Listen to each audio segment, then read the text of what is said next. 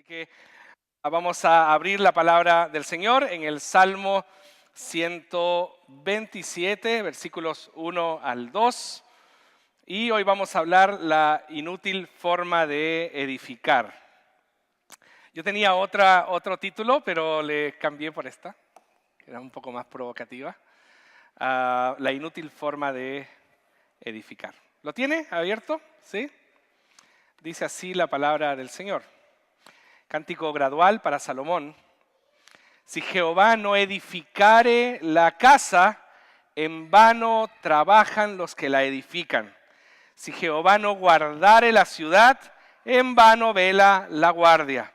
Por demás es que os levantéis de madrugada y vayáis tarde a reposar y que comáis pan de dolores, pues que a su amado dará Dios el sueño.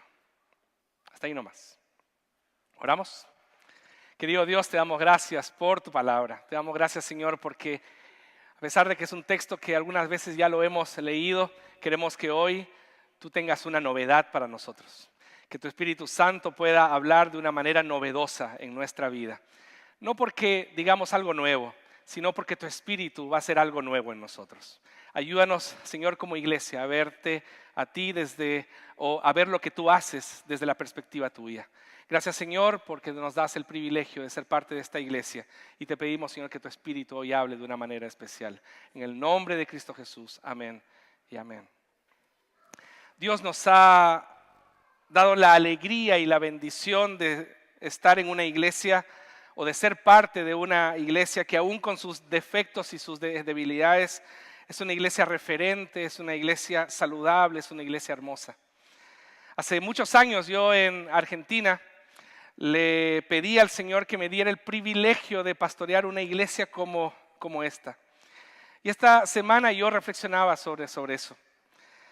Que no importa el tipo de prosperidad que haya venido a nuestra vida, nuestra ingratitud se manifiesta inmediatamente cuando atribuimos todo a nosotros mismos y a nuestras propias capacidades y a nuestras propias fuerzas. Y es por eso que es imperativo para mí hoy hablar sobre el Salmo 127. ¿Se entiende la idea? Nosotros tenemos ciertas fortalezas como iglesia, nosotros tenemos una realidad como iglesia. El Señor nos ha bendecido y nosotros hemos prosperado. Y hay una tentación ahí. El pensar que han sido nuestras capacidades, el pensar que han sido nuestros dones, el pensar que han sido lo que nosotros hemos construido. Y no podemos dejar de lado esta verdad bíblica. Si el Señor no edificare la casa, es inútil todo lo que nosotros hacemos.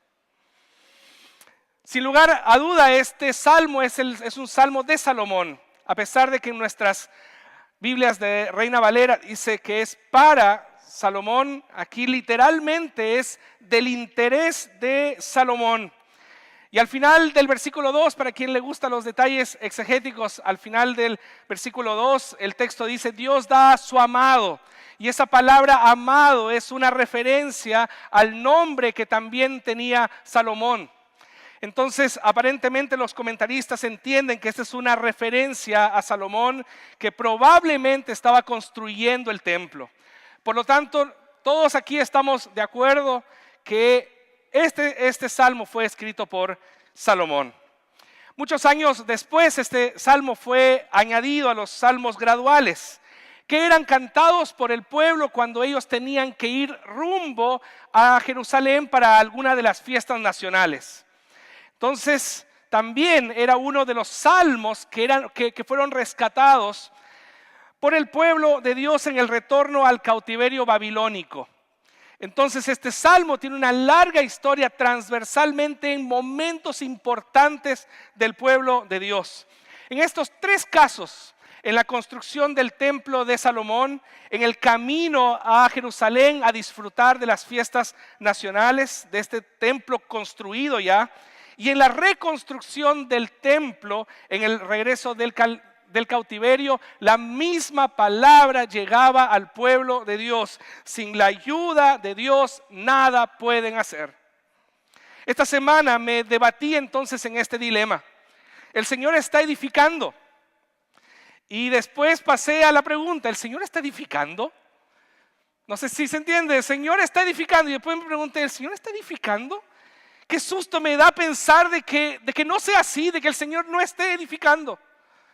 Porque el punto aquí no es que nos quedemos de brazos cruzados sin hacer nada, esperando que Dios haga todo por nosotros. De hecho, Calvino dice al comentar este salmo, que hay virtud cuando nos disponemos a usar lo que Dios nos ha dado. Entonces el tema aquí es apropiarme de lo que le pertenece al Señor.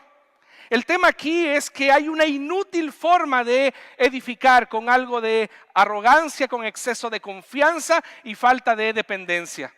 Es un susto pensar para mí que todo lo que hemos construido hasta ahora, que todo lo que la iglesia ha construido hasta ahora, no ha sido edificado por el Señor. Entonces hagamos un examen junto conmigo, veamos si estamos edificando de manera inútil.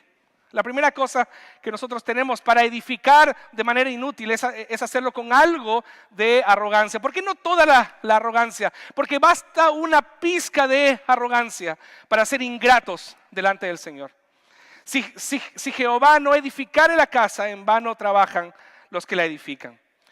Lo primero que nos habla Salomón es sobre la casa del Señor, cómo lo está viviendo él. Comencé a pensar cómo lo está viendo él, qué es lo que tenía en sus manos.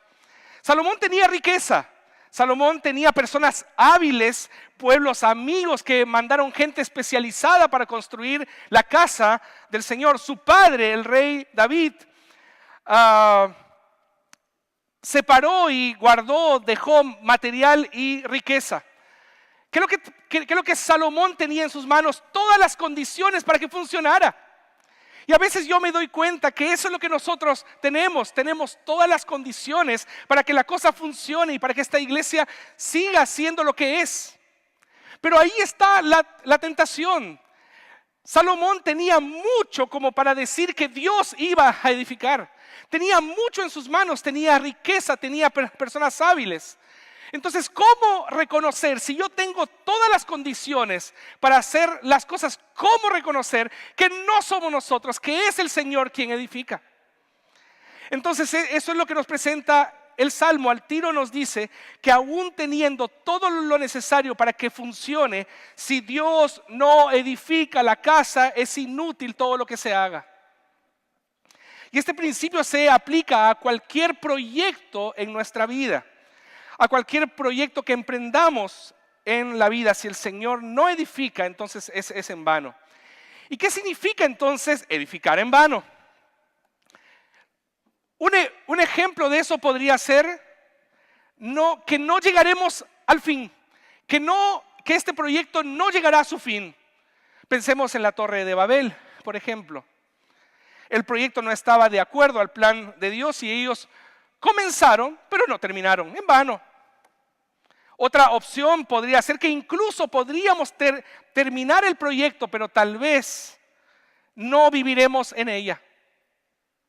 Otra opción podría ser que podríamos vivir en ella, en esa casa, pero no la podríamos disfrutar.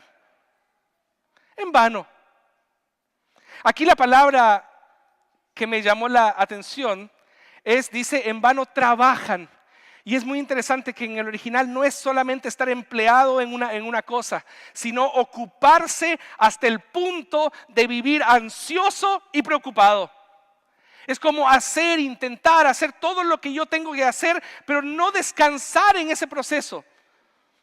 Sino que en ese proceso yo vivo ansioso, preocupado, sin alegría, sin paz. Es ahí entonces donde paso toda la vida ansioso y preocupado y no logro disfrutar el proceso de edificar. Entonces paso toda la vida luchando, esforzándome sin ninguna satisfacción y sin ninguna realización. A veces nosotros tenemos todo en la vida y no tenemos paz y no tenemos alegría y no tenemos satisfacción. Si Dios no está en nuestros proyectos, trabajamos para nada y un sentimiento de insatisfacción inunda nuestras vidas. Entonces quiero ser muy majadero aquí. Si algo hemos de aprender como iglesia, es que en estos 149 años y al menos en los 11 años que yo estoy junto a ustedes, nos ha tocado ver que proyectos no llegaron a su fin, que ministerios que abrimos terminaron vacíos, que incluso algunos proyectos no logramos disfrutarlos. Y eso fue porque no era Dios quien estaba edificando. Y nosotros tenemos que ser lo suficientemente humildes para reconocer que en eso nosotros nos equivocamos, porque no estábamos en el centro de la voluntad de Dios. ¿Qué es lo que exige entonces este salmo? Un poco de sensibilidad. De sensibilidad para estar en el centro de la voluntad de Dios. Que en cada proyecto que nosotros tengamos como iglesia podamos decir: Señor, eres tú quien edifica. Señor, utiliza nuestros dones, utiliza nuestras capacidades, porque no queremos ser nosotros, queremos que siga siendo tú y que para ti, Señor, siga siendo toda la gloria. Entonces, ¿qué debemos aprender? Debemos ser agradecidos por la iglesia que el Señor nos ha edificado. El antónimo de la gratitud no es la ingratitud, es la arrogancia, de donde nace la autosuficiencia. Entonces, es la arrogancia de pensar que las cosas funcionaron porque tuvimos a los mejores. ¿No le ha venido esa sensación? Soy el único pecador miserable aquí. Yo digo, no, es que teníamos todas las condiciones para que esto funcionara. Teníamos a los mejores líderes, teníamos a la mejor gente. Teníamos un pastor, teníamos un predicador que movía las cosas. ¿No le ha pasado a usted que alguna vez ha pasado por su mente que el crecimiento de la iglesia es porque ciertas condiciones se han dado? No, el crecimiento de la iglesia es porque Dios está edificando su casa. Así funciona esto, cero arrogancia. No soy yo, no es usted, es Dios que edifica su casa. Y sigue siendo para Él toda la gloria, es perfecto eso. Señor, sigo siendo un instrumento inútil que cuando en tus manos tú me das la posibilidad de trabajar para ti, me vuelvo útil, pero siempre para tu gloria. Entonces hay una palabra categórica aquí: fue Dios quien edificó en estos 149 años. Fue Dios. No hay nada de arrogancia, o no deberíamos tenerlo. Qué susto pensar: es porque nosotros teníamos a tal músico, es porque nosotros teníamos a tal pastor, es porque nosotros teníamos tal ministerio. No, fue Dios quien edificó. La segunda cosa, es inútil la forma de edificar cuando hay exceso de confianza. Miren lo que dice la segunda parte del versículo 1. Si Jehová no guardare la ciudad, en vano vela la guardia. En la época del retorno del cautiverio babilónico, el pueblo estaba ocupado en reconstruir los muros de Jerusalén, lo que le iba a dar seguridad al pueblo. Y los enemigos no querían que ellos lograran eso. Entonces Nehemías, el gran líder de la reconstrucción, determinó que guardias debían vigilar los muros. Y las familias tenían que enviar personas que funcionaran como centinelas. Entonces ellos estaban cercados por varios pueblos que querían atacar. Y ellos tenían que trabajar con la pala en una mano y con la espada en la otra mano, con un ojo en el muro y el otro ojo en el moabita que estaba intentando atacar. Con esto el pueblo comenzó a sentirse seguro, porque teníamos a los mejores centinelas dándonos seguridad y confianza. Y una tentación podría surgir: el exceso de confianza. La pregunta es que si ponían todas las medidas de seguridad, ¿podrían realmente estar seguros? Aunque hayan tenido a los enemigos controlados, la pregunta es: ¿quién controla las circunstancias? ¿Y quién controla los imprevistos? Es tan simple, nos pasan los detalles de la vida. Hoy era el aniversario de la iglesia, yo tenía que estar aquí temprano. Me levanté temprano, no me levanté tarde. Salí temprano de mi casa con todo lo que eso implica, porque tenía que imprimir algo y todo eso. Salí como nunca, con 40 minutos de anticipación para llegar aquí a la hora. Y resulta que había una maratón. Bueno, yo debería estar corriendo en esa maratón, pero había una maratón, había un taco por todos lados.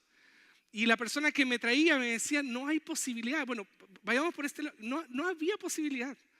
Y llegué tarde y las hermanas me cobraron y me exigieron saludar a todo el mundo. Así que a quien no le he saludado me lo cobra al final del culto. ¿Cuál es mi punto?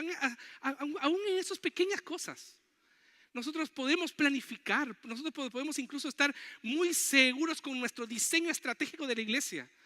Y eso aquí me habló muy particularmente a mí, porque yo soy muy estructurado, muy de agenda, muy de cumplir todo lo que yo planifico. Pero los imprevistos surgen. Los imprevistos surgen, porque no los controlamos nosotros, los controla Dios. Incendios, terremotos, inundaciones, epidemias, plagas, todo podía pasar y la ciudad se iba a caer, porque si Jehová no guarda la ciudad, en vano vigilan los centinelas. Ese es el punto. Entonces Salomón sabe que si Dios no guarda la ciudad, todas las precauciones que podía tomar serían en vano. En vano vigila el centinela si Dios no fuera el verdadero guarda. Entonces, ¿cuál es el principio aquí? ¿Cuál es la verdad bíblica aquí? Es que Dios es nuestra protección y Dios es nuestra fortaleza. Podemos ser vigilantes de esa gran fortaleza, pero Dios sigue siendo nuestra fortaleza y nuestra protección. Eso no quiere decir que no tenemos que tomar las medidas necesarias. Nosotros hace un tiempo atrás, usted se acuerda, ¿no? Creo que fue el año pasado, nos tenían de caseros y entraban a robar aquí. ¿Qué es lo que hicimos? Pusimos rejas, pusimos todas las cosas que tenemos que poner y vamos a seguir poniendo alarmas, seguro, rejas, cámaras. Porque aquí no está diciendo que no tomemos las medidas de seguridad. Nos está diciendo que en último análisis, si Dios no guarda la ciudad, todo eso es inútil. El exceso de confianza podría llegar a nosotros también como iglesia. Pero quiero darle una vuelta. Quien me ayudó con esto fue Cristian ayer. Me decía, ¿qué es lo que estamos protegiendo? ¿En qué consisten nuestros muros? ¿A qué le tenemos miedo a perder? ¿Qué temes tú perder? ¿Qué es lo que está detrás de esos muros que le temes perder? ¿Con qué cosas nos sentimos seguros como iglesia? ¿Con qué cosas tú te sientes seguro como iglesia? ¿Con la tradición? ¿Con la estructura? ¿Con los ministerios? ¿Qué es lo que te da seguridad en esta iglesia? Qué interesante la pregunta. ¿Qué es lo que tengo miedo a perder? ¿Qué es lo que sería terrible para esta iglesia? ¿Qué es lo que sería terrible para esta iglesia? Que se nos vayan algunos músicos. Ya pasó y seguimos adelante. Que se nos vayan algunas personas. Ya pasó y seguimos adelante. Que se acabe un ministerio. Ya pasó y seguimos adelante. Que se nos vaya el pastor. Va a pasar y vamos a seguir adelante. Porque si Jehová no guardare la ciudad, en vano vela la guardia. Es muy interesante eso. ¿En quién o en qué hemos puesto nuestra confianza de lo que Dios está haciendo aquí? Entonces, cuidado con el exceso de confianza. Cuidado con poner nuestra vida y nuestra seguridad en cosas que no sean Dios. Como iglesia debemos aprender a confiar solamente en Dios, que es nuestra gran fortaleza, y solamente en Él estaremos seguros y salvos. La tercera, es inútil una forma de edificar con falta de dependencia del Señor. Miren lo que dice el texto. Por demás es que os levantéis de madrugada y vayáis tarde a reposar, y que comáis pan de dolores, pues que a su amado dará Dios el sueño. Aquí Dios, miren qué interesante esta parte. Aquí Dios deja de ser genérico, porque hasta ahora es como la ciudad, la casa, ¿cierto? Aquí Dios deja de ser genérico y lo personaliza y nos habla a cada uno. ¿Saben lo que dice en el original? ¿de qué sirve que te levantes tan temprano? ¿De qué sirve que te levantes tan temprano? ¿De qué sirve que te levantes tan temprano? Y uno diría aquí, no, uno no. Algún flojo que anda suelto por ahí diría, tengo base bíblica. Tengo base bíblica. El texto dice, ¿de qué te sirve levantarte tan temprano? Mamá, tengo base bíblica para levantarme tarde. Y todos digan, amén, amén, ¿cierto? No, el texto no está, nunca pensé que iba a decir algo así. Pero esta palabra no es para ti. Esta palabra no es para ti. Muy bien, ¿de qué sirve? El texto dice, ¿de qué sirve que te levantes tan temprano y te acuestes tan tarde? El texto nos desafía con una idea. Te estás desgastando y consumiendo inútilmente. ¡Ay, qué terrible! Te estás desgastando y te estás consumiendo. ¿Por qué tengo la sensación de que varias personas están pensando esta palabra es para el pastor? Como que lo siento ahí. Te estás desgastando y te estás consumiendo inútilmente. ¿Por qué? Israel era una sociedad agraria y la principal forma con la que la sociedad se manejaba era con la agricultura. Y de las cosechas ellos podían sobrevivir. Había que levantarse a una hora precisa y terminar el trabajo a otra hora precisa, porque la naturaleza es así, era inútil hacer más. No se podía hacer más. Entonces el agricultor tenía que hacer lo que tenía que hacer en la hora que tenía que hacerlo y tenía que esperar después. No sirve trabajar como un loco. El resultado de nuestro esfuerzo no nos traerá alegría. Y en ese sentido comeremos pan de dolores. Porque el resultado de nuestro trabajo así no se disfruta. Es un pan comido con inquietud en el corazón. ¿Sabe cuál es la cosa que yo estuve pensando? ¿Estoy disfrutando este tiempo en la iglesia o quiero más? ¿Estoy disfrutando esto que el Señor ya nos ha dado? ¿Estoy comiendo esta bendición con inquietud en mi corazón? Entonces, si trabajar es el Dios de tu vida, si ganar dinero es el objetivo máximo de tu vida, si mantener tu estilo de vida por lo que trabajas es el gran objetivo de tu vida, todo será inútil. No vas a poder disfrutarlo. ¿Qué es lo que tú quieres, Caleb, con esta iglesia? A menos que tú no disfrutes de tu vocación desde la hora precisa hasta la hora precisa, si tú no disfrutas tu vocación en el proceso, entonces siempre comerás pan de dolores. Creo que el texto me está invitando a pensar que nosotros tenemos que disfrutar este proceso.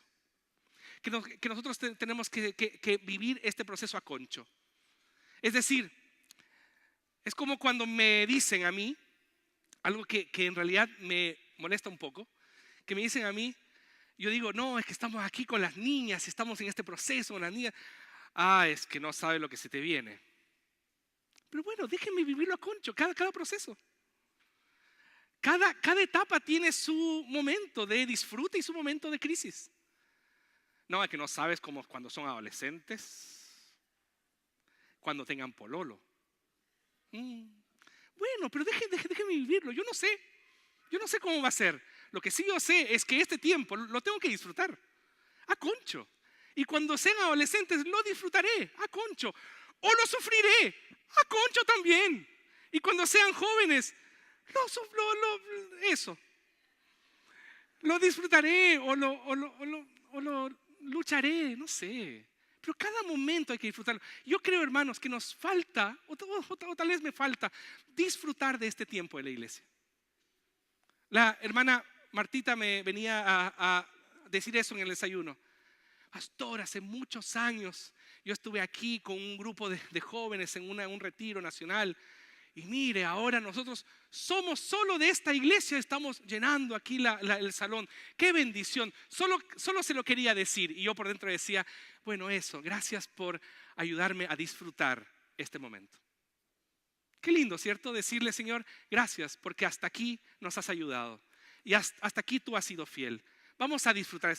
Si después decrecemos, bueno, ahí veremos. Si después crecemos, bueno, ahí veremos, pero disfrutemos este tiempo como parte de la misericordia de Dios en nuestras vidas. Entonces, si algo debemos cuidar es que nuestra iglesia no se convierta, miren lo que voy a decir ahora, que nuestra iglesia no se convierta en una máquina demoledora de ministerios, en una máquina trituradora de discípulos, en una destructora de familias por causa de la iglesia del Señor. Hermanos, necesitamos una iglesia que pueda generar espacios de servicio a Dios, donde disfrutemos de ejercitar la justa medida de nuestros dones al servicio del Señor. Si usted en algún momento percibe que lo estamos reventando, por favor, díganos, levante la mano y díganos, pastor, la justa medida de nuestros dones. Pero hágalo, porque eso nosotros no queremos ser una máquina trituradora de discípulos. Queremos ser una iglesia donde todos se puedan sentir cómodos trabajando para el Señor. ¿Y cómo entonces? Y ahí voy para el final. ¿Cómo entonces? Dependiendo de que Dios mueve la iglesia y Él la hace crecer. Es muy linda esta parte. ¿Cómo entonces yo no me convierto en una máquina trituradora de discípulos? Dependiendo de que Dios es el que mueve la iglesia y Él es el que la hace crecer. A Él le pertenece la cosecha. ¿Y cómo funciona eso? Dice el texto, Dios da a sus amados mientras ellos duermen. Dios da a sus amados mientras ellos duermen. Qué lindo. Qué lindo es saber que no confío en ti, que no confío en mí, que confío en que Dios sigue haciendo la obra aun cuando nosotros estamos durmiendo. Qué linda es esa imagen. Es muy linda esa imagen. El contraste aquí no es uno orando y otro trabajando. El contraste aquí son dos personas trabajando. Uno ansioso, preocupado y el otro con alegría y paz. Creo que el Señor nos está invitando hoy a nosotros es que seamos discípulos, que seamos miembros de una iglesia, que no trabajemos ansiosos y preocupados, que trabajemos con alegría y paz. ¿Por qué? Porque el Señor sigue dando a su iglesia aun cuando nosotros dormimos. El Señor sigue moviendo a su iglesia y de Él es la cosecha. ¿Qué tipo de iglesia estamos edificando hace los 150 años? Una iglesia que dependa del Señor. No será nuestro esfuerzo desmedido, será la gracia desmedida de Dios lo que sostendrá esta iglesia. Estaremos entonces edificando de forma inútil, cuando lo hagamos con algo de arrogancia, con exceso de confianza y falta de dependencia al Señor. Ahí será inútil. Que podamos hacer este autoexamen y que nuestro Dios nos permita ser agradecidos por la iglesia que Él está edificando. Que nos permita confiar en Él como nuestra gran fortaleza para estar seguros. Y que cada día podamos descansar en su providencia y su desmedida gracia. Que el Señor nos bendiga y sigamos avanzando hacia los 150 años para la gloria de su nombre. Amén. Que el Señor nos bendiga. Oramos. Qué bueno es saber, Señor, que no han sido nuestras fuerzas y nuestras capacidades las que han llevado a esta iglesia a donde está. Porque esas fuerzas y esas capacidades se pueden acabar. Pero tú no cambias, Señor. Y tú con nosotros o a pesar de nosotros, tú seguirás edificando a tu iglesia. Así que humildemente aquí nosotros estamos pidiéndote, rogándote que nos invites a tu misión y que tú sigas haciendo con nosotros lo que tú ya has planificado desde antes de la fundación del mundo. Queremos ser tuyos, no queremos ser nuestros. Queremos ser tuyos, pertenecerte a ti. Ayúdanos, Señor, a vivir sin arrogancia, sin exceso de desconfianza, en la absoluta dependencia de tu mano. En el nombre de Jesús, amén y amén.